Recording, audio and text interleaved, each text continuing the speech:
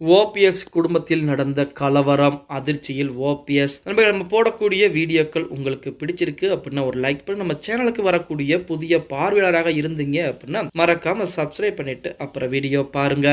நமது அண்ணன் ஓபிஎஸ் அவர்கள் நேற்று தினம் மதுரை விமான நிலையத்திலே செய்தியாளர்கள் சந்திப்பு நடத்தியிருக்கிறார். அப்பதான் எங்களுடைய குடும்பத்தில் பிரச்சனையை உண்டாக்க பார்க்கிறார்கள் அப்படின்னு சொல்லி ஒரு பரபரப்பான ஒரு பேட்டியும் கொடுத்திருக்கிறார் அப்படின்னு கூட சொல்லலாம். இந்த மதுரை விமான நிலையத்திலே ஓபிஎஸ் செய்தியாளர்கள் சந்திப்பில் என்னென்ன பேசியிருக்கிறார் அப்படின்னு பார்த்தோம்னா, அதாவது ஆட்சியில் அதிகாரத்தில் பங்கு என்ற காணொலியை பதிவு செய்தும் நீக்கியதும் திருமாவளவன் தான். எனவே அந்த இரண்டு கேள்விகளுக்கும் அவர்தான் பதில் சொல்ல வேண்டும். என்னை பொறுத்தவரை யார் கேள்வி கேட்கிறார்களோ, யார் அந்த கேள்வியை வாபஸ் பெறுகிறார்களோ அவர்கள் தான் அதற்கு பதில் சொல்ல வேண்டும். மது ஒழிப்பு மாநாட்டுக்கு திருமாவளவன் பொதுவாகத்தான் அழைப்பு கொடுத்துள்ளார். இந்த மாநாட்டில் கலந்து கொள்வது குறித்து கட்சியின் தலைமை நிர்வாகிகள் ஒன்று கூடி முடிவு எடுப்போம். இதற்கான பூர்வாங்க நடவடிக்கை எடுக்கும் போது உங்களுக்கு பதில் கிடைக்கும். தமிழகத்தில் மது இருக்கக்கூடாது என்பதுதான் எங்களுடைய நிலைப்பாடு. முதல்வர் ஸ்டாலின் வெளிநாட்டு பயணத்தால் உண்மையிலே முதல்கள் ஈர்க்கப்பட்டு தொழிற்சாலைகள் தொடங்கப்பட்டால் நான் கண்டிப்பாக வரவேற்பு தெரிவிப்பேன். அதிமுகவில் இருந்து பிரிந்த சக்திகள் மீண்டும் ஒன்றிணைந்தால்தான் நிச்சயமாக வெற்றி பெற முடியும். கான சூழ்நிலை இருக்கிறது என்பதை நாங்கள் தெரிவித்துக் கொள்கிறேன் என்றும் ஓ பன்னீர்செல்வம் தெரிவித்திருக்கிறார். மேலும் செய்தியாளர்கள் உங்கள் குடும்பத்தில் இருந்து உங்களுடைய இளைய மகன் அரசியலுக்கு வருவாரா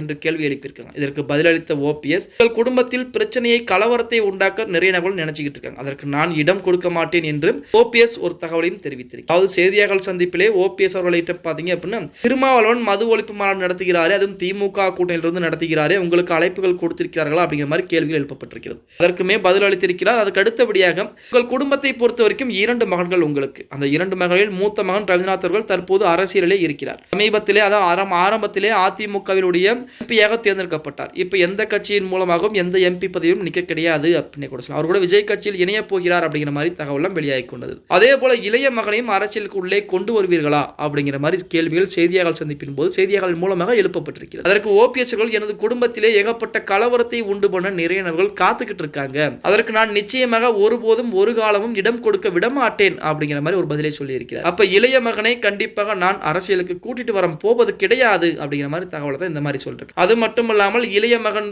அவர்களை பொறுத்தவரை ஓபிஎஸ் உடைய 2வது மகனிடம் நிறைய நபர்கள் அரசியலுக்கு வாருங்கள், உங்களுக்கு சிறப்பான ஒரு எதிர்காலம் என்பது இருக்கிறது அப்படிங்கிற மாதிரி தகவலாம் சொல்லி ஓபிஎஸ்க்கு எதிராக திருப்பதற்குரிய அனைத்து வேலைப்பாடுகளும் பார்த்துக் கொண்டிருக்கிறார்களாம். அதைத்தான் ஓபிஎஸ் அப்படி சொல்லியிருக்கேன். எங்கள் குடும்பத்திலே மிகப்பெரிய ஒரு கலவரத்தை ஏற்படுத்துவதற்காக நிறைய நபர்கள் துடிச்சுக்கிட்டு இருக்கிறாங்க. நான் இருக்கும் வரைக்கும் என் குடும்பத்தில் எந்த விதமான கலவரம் எந்த விதமான பிரச்சனையிலும் வருவதற்கு நான் இடம் கொடுக்க போவது கிடையாது அப்படிங்கிற மாதிரி சொல்லியிருக்கேன். அதிமுகவில் பிரிந்து போன தலைவர்கள் அனைவரும் ஒன்று சேர்ந்தால் மட்டும்தான் கண்டிப்பாக 2026 சட்டமன்ற தேர்தலில் அதிமுக மிகப்பெரிய வெற்றி வாய்ப்பை பதிவு செய்யும் அப்படின்னு நமது அண்ணன் ஓபிஎஸ் தற்போது வரைக்கும் சொல்லிக் கொண்டுதான் இருக்கிறார் அப்படின்னு. ஓகே गाइस, வீடியோ பிடிச்சிருந்தா மறக்காம ஒரு லைக் பண்ணி விட்டுருங்க. அப்படி இந்த வீடியோ ஃப்ரெண்ட்ஸ் அண்ட் ஃபேமிலிக்கும் ஒரு ஷேர் பண்ண மறந்துடாதீங்க.